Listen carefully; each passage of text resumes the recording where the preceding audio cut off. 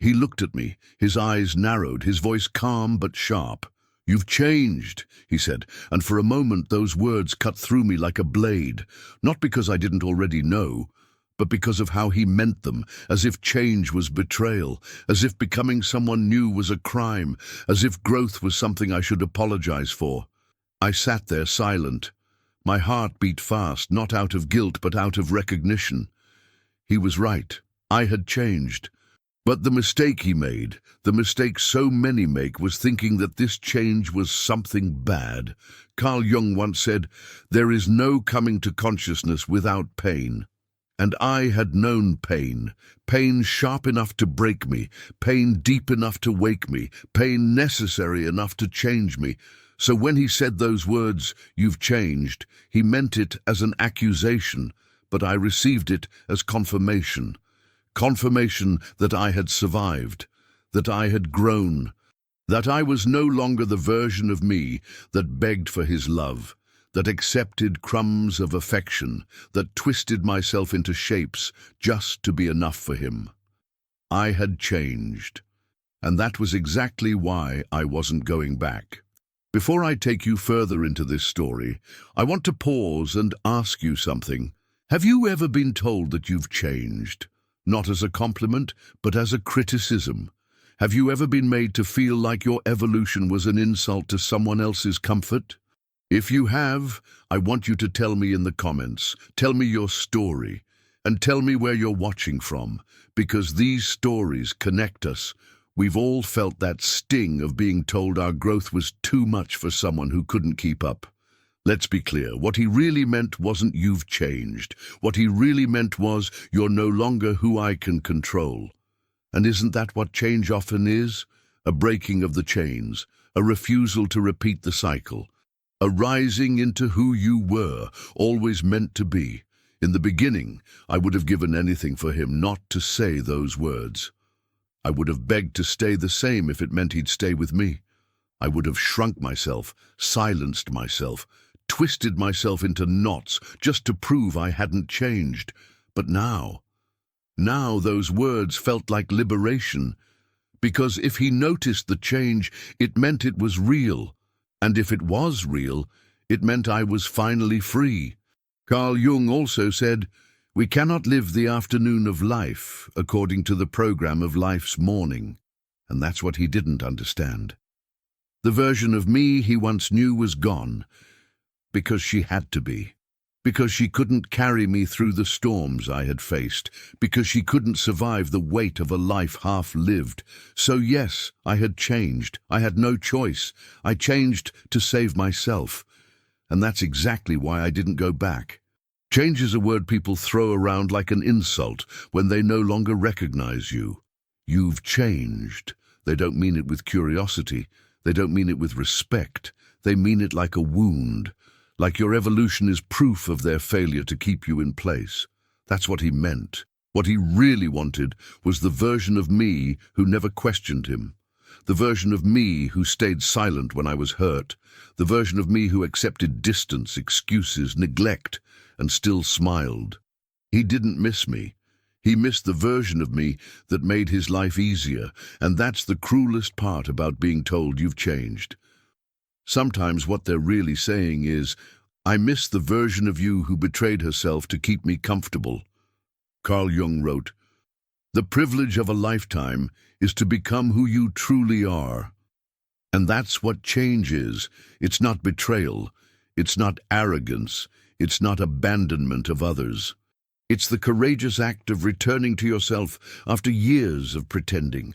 I think back to the girl I used to be. She said yes when she wanted to say no. She smiled when she wanted to scream. She apologized for crying, for feeling, for existing too loudly. She made herself small, hoping it would make her loved. That girl deserved love too, but she deserved better than what she settled for, and she deserved better than the man who only loved her when she was silent. So yes, I changed. I stopped apologizing for wanting more. I stopped explaining why I was hurt. I stopped accepting less than what I gave. I stopped betraying myself, and the moment I did, that's when he said it. "You've changed." Of course I had, because staying the same would have killed me slowly. Let me ask you this. What's the cost of staying the same for someone else's comfort? What part of yourself do you bury? What dreams do you silence? What fire do you dim, just so someone else doesn't have to face their own reflection in your light? That's the truth he didn't want to face. My change wasn't rejection. My change was growth. And his discomfort wasn't about me.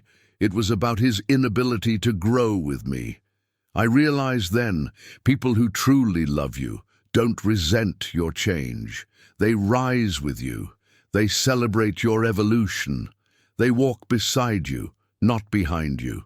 So if someone says, "You've changed," and they mean it as an insult, hear it differently. Hear it as proof. Proof that you are no longer willing to repeat the patterns that broke you. Proof that you are brave enough to evolve. Proof that you are finally honoring the whisper inside you that says, "There's more to me than this." That whisper is the beginning of transformation. Carl Jung called this process individuation, the becoming of the true self. It's the path of integrating all the pieces of who you are, not just the ones that please others. So yes, I changed, because I chose me, and that's exactly why I couldn't go back. Here's the thing nobody tells you. Staying the same has a cost. It's not just the cost of comfort, it's the cost of your soul. If I had stayed the same, if I had chosen to keep being who he wanted me to be, I know exactly what would have happened.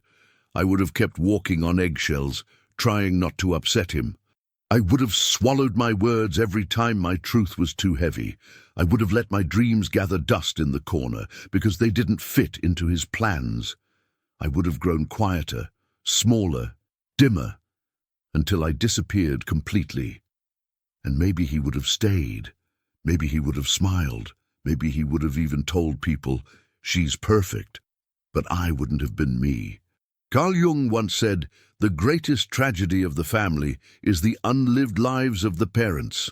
And I think the greatest tragedy of relationships is the unlived lives of the partners, those who bury themselves so the relationship can survive.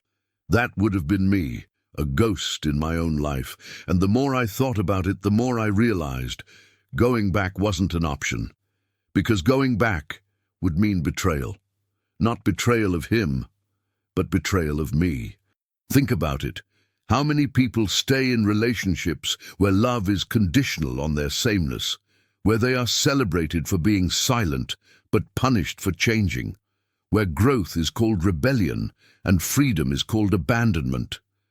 That isn't love. That's control. And for a long time, I couldn't see it.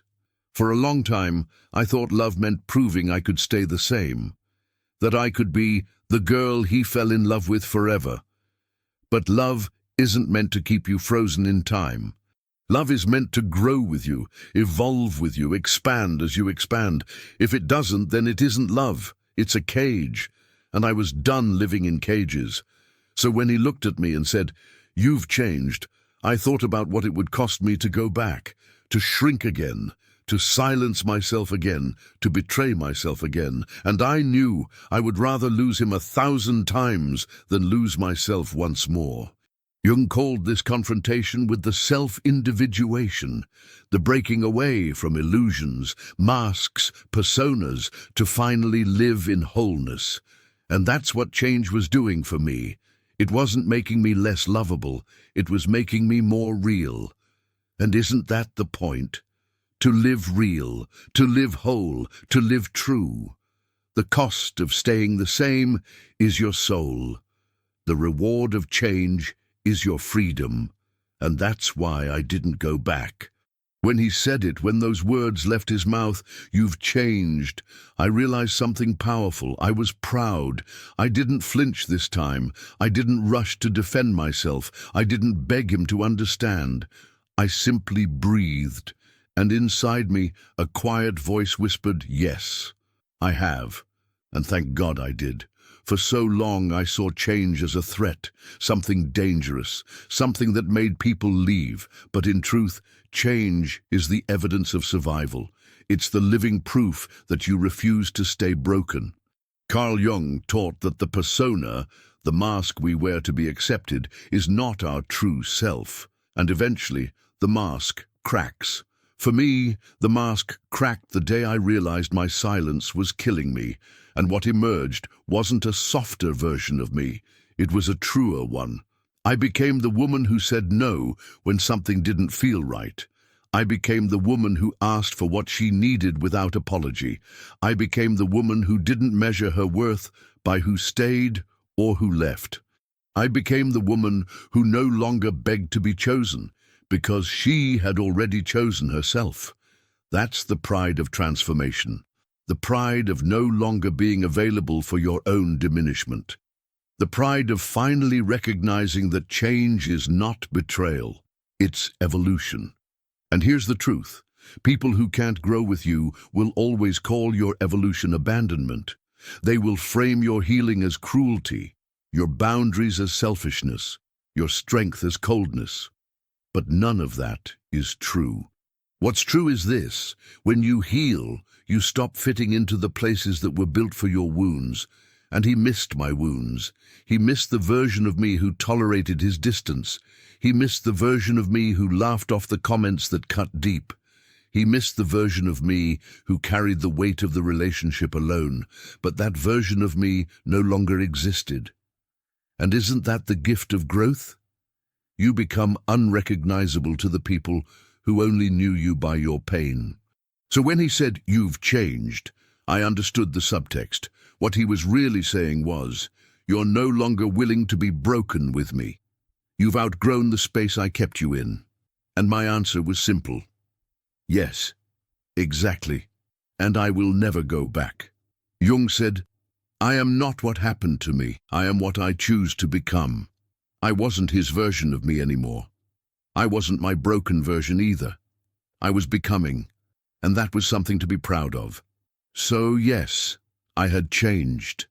And that was exactly the point. So this is the truth. He was right. I had changed. But what he didn't understand is that my change wasn't loss. It was freedom. For the first time in my life, I wasn't afraid to be different. I wasn't afraid to outgrow the version of me that once needed his approval. I wasn't afraid to say, "Yes, I have changed, and I am proud of it," because the girl he remembered, she no longer existed. The girl who begged, the girl who shrank, the girl who twisted herself to be loved. She died in the process of saving me, and from her ashes rose someone new. Carl Jung said, "We cannot live the afternoon of life according to the program of life's morning." And that was it. I could not go back to who I was. I could not unlearn what I had learned. I could not unknow my worth. He wanted the morning version of me, but I had stepped into the afternoon, and the afternoon required more. So when he asked me why I wouldn't try again, why I wouldn't go back, my answer was simple: because I have changed. And because of that, I can't return to the place where I once abandoned myself. That's what growth does. It closes doors, not out of cruelty, but out of wisdom, because the same space that broke you cannot be the space that heals you. So I let him go, and I let myself stay. And that was the difference. He thought love was about holding on, but I learned that sometimes the deepest love is about letting go, of the person, of the story, of the version of yourself that you've outgrown. And in that release, I found peace. Not the fragile peace of silence in a toxic relationship, but the deep peace of knowing I chose myself, and I will never apologize for that again. So if someone has ever told you that you've changed, I want you to hear me now. Take it as proof. Proof that you're becoming. Proof that you're alive. Proof that you're no longer available for cycles that hurt you. You are not too much. You are not different in a bad way. You are simply awake, and the people who can meet you in your evolution will never fear your change. They will honor it. They will grow with you. So when someone says to you, "You've changed," smile and know that those words are a badge of honor. Because you're not meant to stay the same. You're meant to rise. And that's exactly why you will never go back. Tell me in the comments, what's the one change in you that you're most proud of? The one you'll never apologize for? Subscribe if this story touched you, because here we don't hide from change, we celebrate it. Share this with someone who has been told they've changed.